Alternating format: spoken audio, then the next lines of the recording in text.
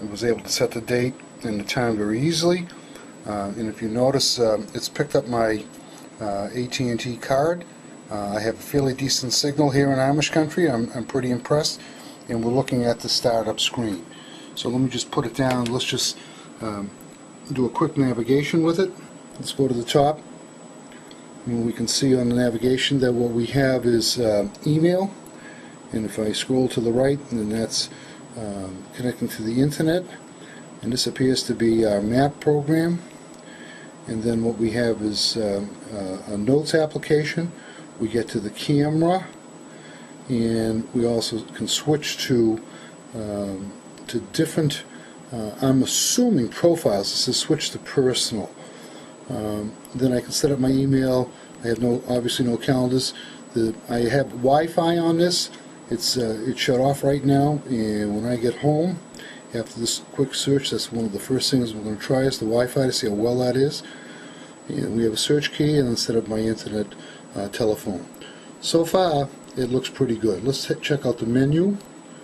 We'll press menu, and of course we have the basic setup screen, or the menu screen that comes up for most Nokia devices. Calendar, contacts.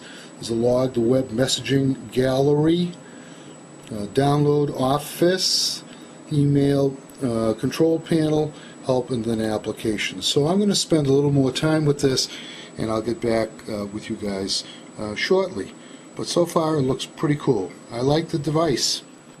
Okay, what I didn't do is bring a tripod so that I could take and hold the device with one hand and have the camera steady, so forgive any shaking that you do see.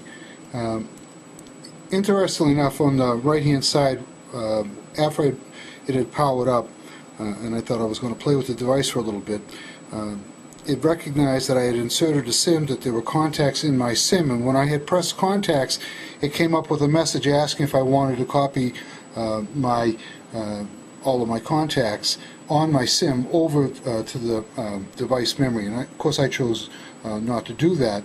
And so I have my basic contacts on my SIM showing. And it came up right away. It was very, very interesting that how slick it was. So unfortunately that doesn't come up now.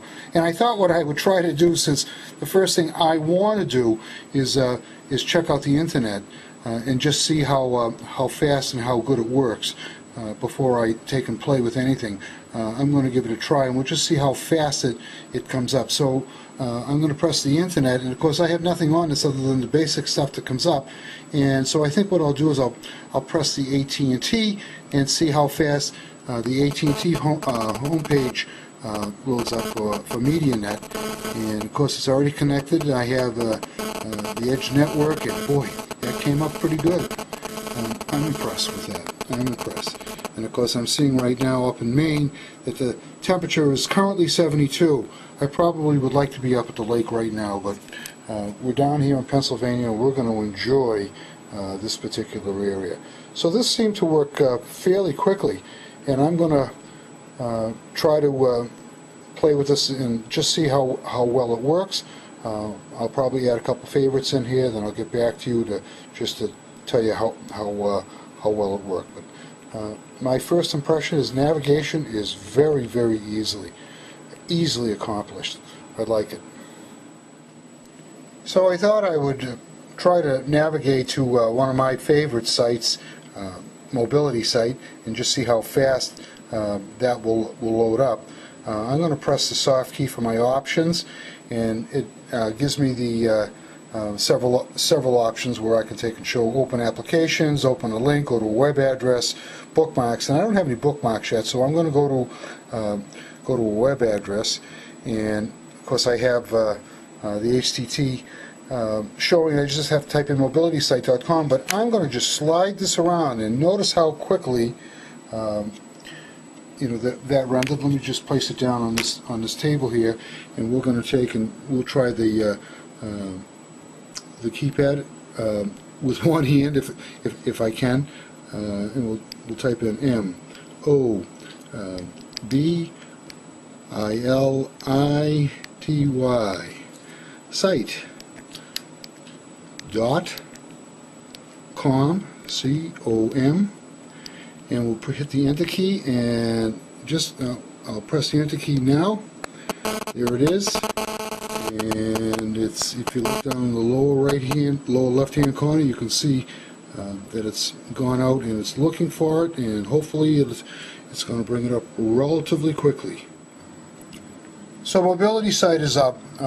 Took a little bit longer than I expected, but it certainly is not the device.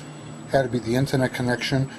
But it's very, very clear. I don't know how well you can see with this camera, but it's very, very clear. Navigation works very well. And one of the things that, well, two things I've noticed.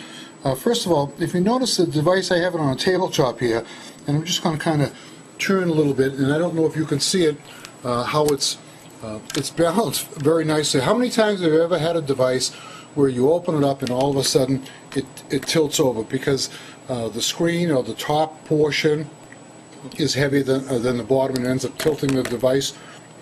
This is balanced very nicely, so you can lay it down. It's very, very slick.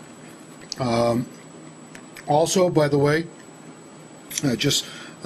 when you have it in the landscape mode, in the upper left-hand corner, you can see your signal strength, that I'm connected to the edge network, and at the bottom I can see my battery power. So if you're spending a lot of time, it's kind of cool.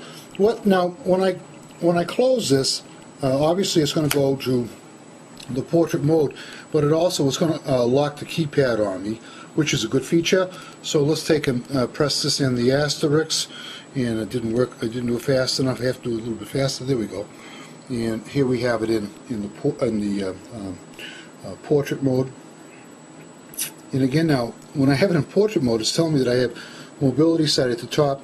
I know that I'm connected with an edge, but I don't know what my battery is. So I like that feature. Again, just the first look, my first shot at it, it's my first impression, and I have to tell you that as I slowly get into this thing, I'm very, very impressed. It's really, really nice, and its size is amazing.